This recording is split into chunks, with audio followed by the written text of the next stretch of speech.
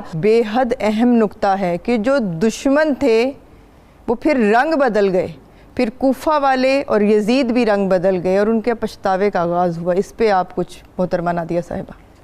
عائشہ، پچھتاوا جو وہ دکھاوا ہی تھا بیسیکلی. میں جو سمجھتی ہوں وہ اللہ کی طرف سے نا ان کو ایک ان کا دماغ کام نہیں کر رہا تھا کہ اب کرے کیا. ہو تو وہ گیا تھا کہ جس کے بارے میں حضور علیہ السلام عقل پہ پردہ پڑ چکا تھا. بالکل عقل میں پردہ پڑ چکا تھا. حضور علیہ السلام کا فرمان یہی تھا نا کہ جس نے مجھے اذیت دی اس نے اللہ کو اذیت دی. تو یہ اللہ تبارک و تعالیٰ کو اذیت کون دے سکتا ہے؟ کسی کی جرت ہے؟ نہیں. اس کے محبوب خدا کو اذیت دینا، محبوب خدا صلی اللہ علیہ وآلہ وسلم کو تکلیف دینا. اور ان کی تکلیف کیا تھی کہ وہ جس سے محبت کرتے تھے، جس کا رونا ان سے برداشت نہیں ہوتا تھا، وہ حضرت امام حسین علیہ السلام تھے. تو جب ان کو اذیت دی گئی تو تبھی حضور علیہ السلام کو اذیت پہنچی. اب چونکہ ادھر اللہ تبارک و تعالیٰ کا فرمان، حضور علیہ السلام کا فرمان اور پھر امام حسین علیہ السلام کا جو قتل تھا وہ ان کو پچھتانے پر اور ان کو توبہ کرنے پر جو ہے وہ مجبور کر رہا تھا. لیکن وقت ایک مقرر ہے جس حد تک توبہ اللہ رب العزت قبول فرماتا ہے. لیکن توبہ تب ہوتی ہے قبول جب آپ کرنا چاہیں. توبہ تو کی نہیں گئی. جیسے بہن نے فرمایا کہ مدینہ پاک میں 3 دن اذان مسجد نبوی میں نہیں دی گئی، اور جس کے بارے میں کہا کہ اس کی حرمت کا خیال رکھنا، وہاں کے لوگوں کو اذیت نہ دینا.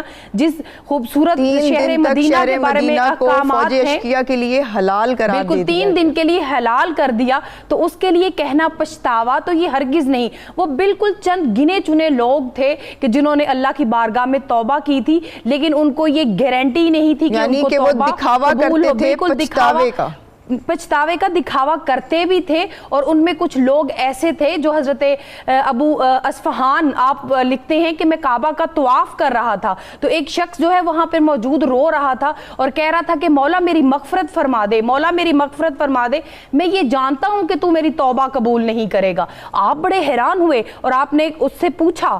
اس نے کہا بھئی اللہ کے گھر میں کھڑے ہو کے اللہ کے کعبے کا غلاف تھام کے تو اللہ سے نا امید ہو رہا ہے، وجہ کیا ہے آخر؟ اس نے کہا کہ میں وہ بندہ ہوں کہ جس نے امام حسین علیہ السلام کا سر انور جو ہے وہ اٹھا کر ایک مقام سے دوسرے مقام تک اس فوج کا حصہ بنا تھا. اور میں مطلب سویا ہوا تھا تو مجھے خواب آئی تھی کہ حضور علیہ السلام نے فرمایا تھا کہ جس نے امام حسین علیہ السلام کو قتل کیا اس کو اللہ تبارک و تعالیٰ نے دوزخ میں ڈال دیا، اس پر آگ کو حلال کر دیا. تو اب چونکہ میں نا امید اس لیے ہوں کہ دوزخ میں ڈالنا حضور علیہ السلام کا فرمان ہے، تو وہ فرمان کو جو ہے وہ میں نے سن چکا ہوں. تو مجھے اب سمجھ نہیں آ رہی کہ پتہ نہیں اللہ میری توبہ قبول کرے گا یا نہیں کرے گا. وہ چند ایک لوگ تھے، ورنہ ان کو کوئی پچھتاوا نہیں، بلکہ وہ اکڑے تھے. شراب نوشی اس نے عام کی، پھر اس نے اور بہت سے ایسے کام کیے کہ جو